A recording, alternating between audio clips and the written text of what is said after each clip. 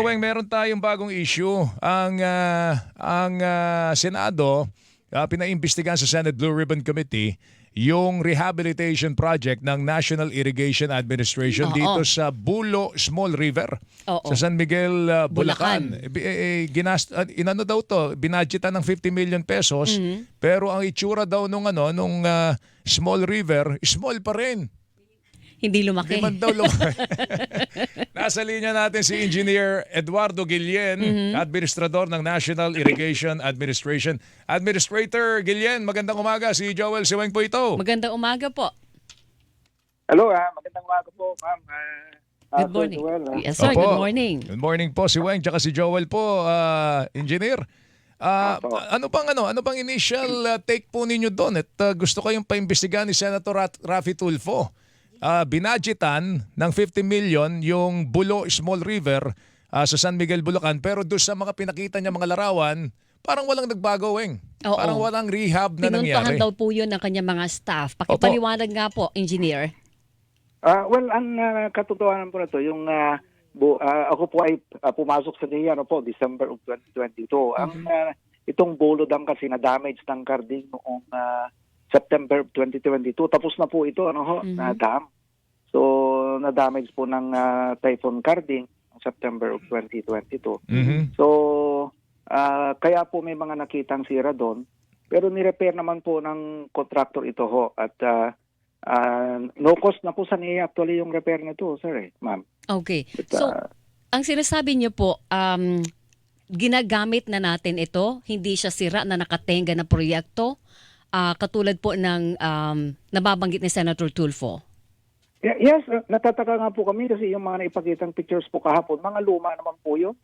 Sinusubukan po namin ipaliwanag na hindi naman ganun yung status ng project.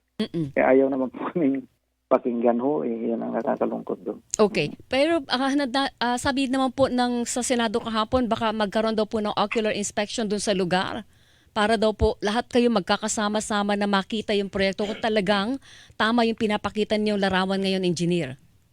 Well, actually po kami po ang nag-suggest, si Senator Amy po ang nag-suggest kasi sabi namin para humaliwanagan sana ay may joint inspection para makontento ho ba.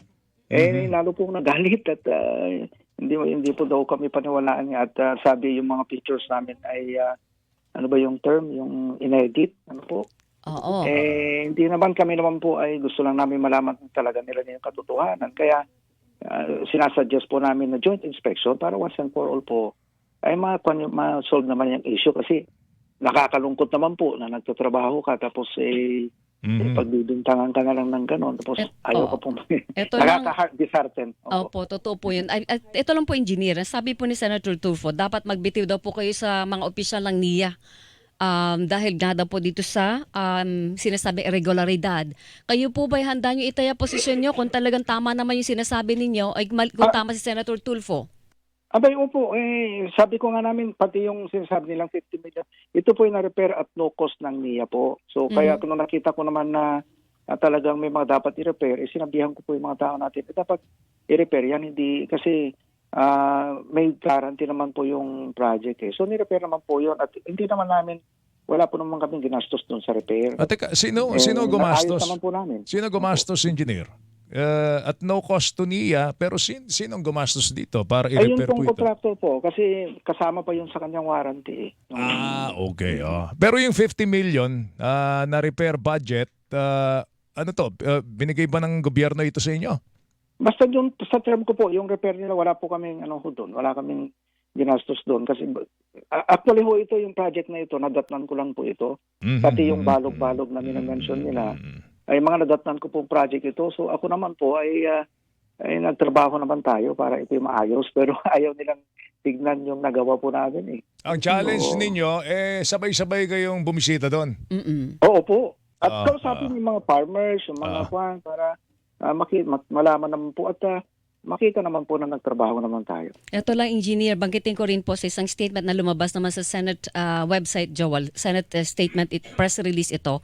Meron din binabanggit si Senator Tulfo, engineer, para lang po magkwentas klaras tayo, na iba pang proyekto na kanyang kinukestyon sa ilalim po ng NIA Sabihin niyo lang po kung tama o mali. Ano po, kasama din maliban dyan sa Bolo Small River Irrigation Project, yung Balog-Balog Multipurpose Project Phase 2 sa San Jose, Tarlac. 261 million daw po ang alokasyon nito. Ano na po ang status nito, engineer? Gusto ko yun po kasi yung balog-balog po yan, ma'am. 2 phase po yan. Ang totoo po niyan, nung ginawa po ng una, actually ito, dinatang ko ulit, ano po, pero ikukwento ko lang sa inyo yung kwento. Kasi matagal na po yan, panahon pa ho ni Presidente Cory Aquino yan, tapos naabutan pa ho ni Presidente Noy, hindi po nila natapos. Pero may natapos po sila na yung first phase. Ang ginawa po kasi dyan, gumawa muna po sila ng diversion dam para yung tubig doon sa ilog na yun, ma-divert nila at makapatubig. So, may napapatubigan po ito. Mga, kung hindi ko nagkakamali, between 7,000 to 12,000 hectares na napapatubigan niya. Ngayon po, gusto nilang i-increase yung capacity ng mapatubigan kasi marami pa hong kailangan patubigan doon sa Tarlac, sa area. Kaya nag-propose sila ng yung balog-balog phase 2, yung high dam. Ano po? Para yung high dam kasi ang purpose, pagkatagulan, mag-ipon ng tubig at pagkakailangan na, saka i-release, siyempre madagdagan nga naman yung mapatubigan. So, meron pong napapatubigan na po yung balog-balog. Hindi po talagang zero.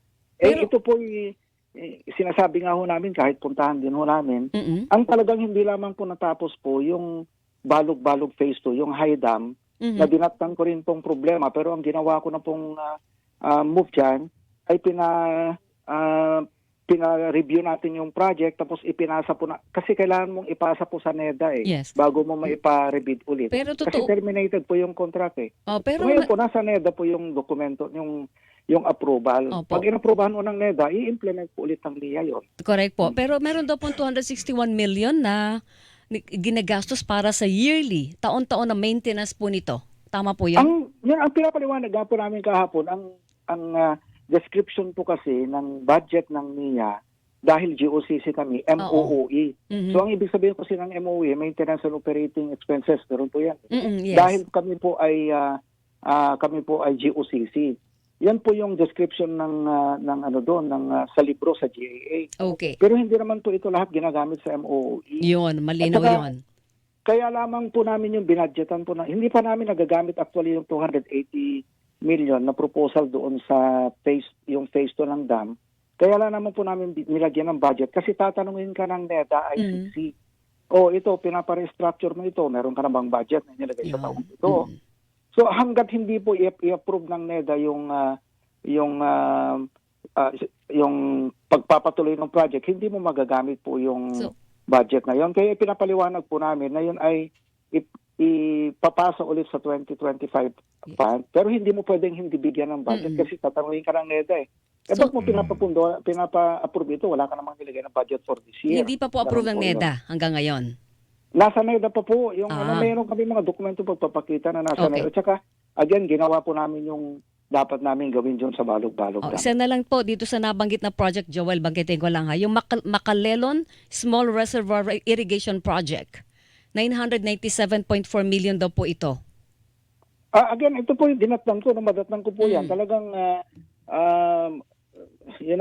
malaki po ang slippage nila noon. Kaya pinatawag namin yung kontraktor, gumawa po siya ng catch-up plan. At ang nangyari po kasi noon, yung contractor, pinasubcontract naman niya. No? So gumawa kami ng catch-up plan at nangako yung contractor na gagawin niya. So iba rin po yung itsura ng Macalelon Dam ngayon doon sa pinapakita mga pictures po So nagkaroon ng improvement, engineer?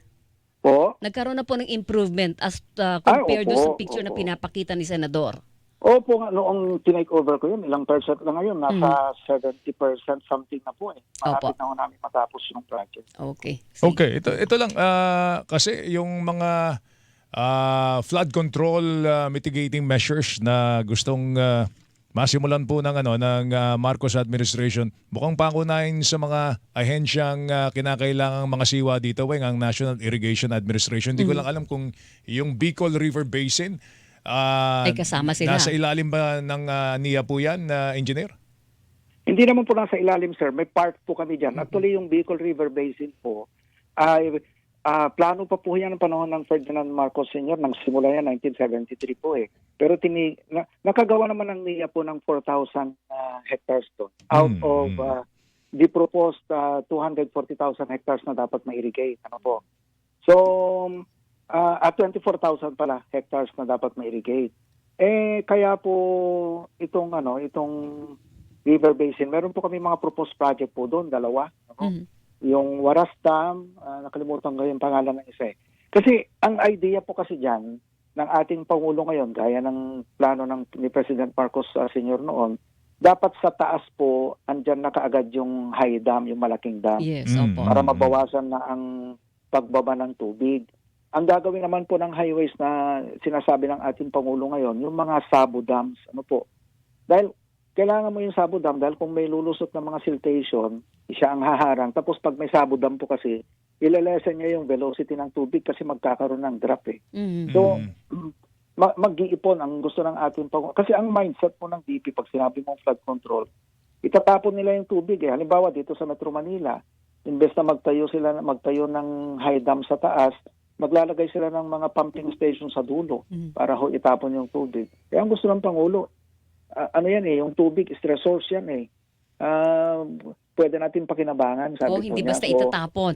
Huwag Yes. itapon. Sabi niya, i-manage natin. So, magamit natin na, imbes na hayaan mong rumagasa papunta sa baba at magpus ng baha, Yes. doon pa lang sa taas, impound mo na. Kunin na natin, no? Impound. Papakinabangan natin pagka tag-init, di ba? Meron tayong tubig. Ang tagal na pala ng project na yon, engineer. hindi na- Bakit, ano po ang naging problema doon? Bakit hanggang ngayon, project pa rin siya? Hindi siya nag-materialize ng fully.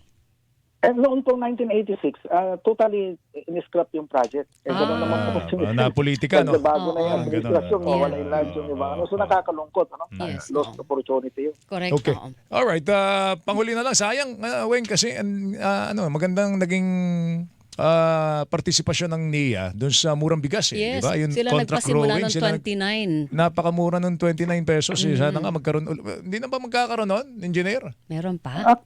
Actually, ma'am, ini-expand po ng Pangulo ngayon, pero ang nag-lead po ang ating DA, si Secretary Pico. So weekly naman po ang meeting namin. Yung naging project lamang po ng NIA po ay 40,000 hectares, pero nakita niyo naman ang naging effect. Ngayon po, 250,000 hectares yung project namin ni Secretary Pico. So mas malaki po ngayon. Okay. O sige. Kailan natin tuloy lang. papakinabangan yan? Yung proyektong yan? Yan? Next year? First half? O first February quarter? naman po yung ani namin dito Ayun. sa project namin ni Secretary Pico. Ayos. Okay. 29 pesos. Yeah, Yes, per kilo. tuloy-tuloy po yun. Per kilo. At saka ang maganda dito sa project na ito, sir, napatunayan namin na sustainable yung 29 pesos na pwede palang pababain yung presyo ng bigas. At the Kaya same nga. time, kikita yung ating Ito ang mga tanong. Oh. Engineer, kaya ng 29 ba hindi kaya ng 20? Ma'am, actually, up to yung 20 pesos naman aspiration po ng ating Pangulo yan. Pero kung maparami pa po natin, loob supply and demand po naman po yan, ang importante lamang po na patunayan namin na yung presyo pala ng bigas po dahil pababae na Kaya. hindi na sinasacrifice sa mga farmers. Sana nga mapalawik natin yan kasi 29 pesos bakit lang sa NIA lang na ibebenta, sa kadiwa lang ng Pangulo na ibebenta, dapat sa mga palengke na ibebenta. Kaya pa lang gawin eh. Pagka na-expand pa po natin, yan naman talaga ang plano ng administrasyon ngayon, sir. Yung ma-expand po doon sa buong 1.2 million hectares ng NIA. Oo. Na ngayon 40,000 saka 250,000 a portion pa lang. Pero I'm sure marami na po makikinabang natin mga kababayan. Engineer, salamat sa oras mo. Sir, thank Mag-ingat you. ka. Thank you. Good luck po. Salamat po. Good morning Thank po. you. Si Administrator Eduardo Guillen ng National Irrigation Administration. Ang oras natin Hilingan, walang pinoprotektahan.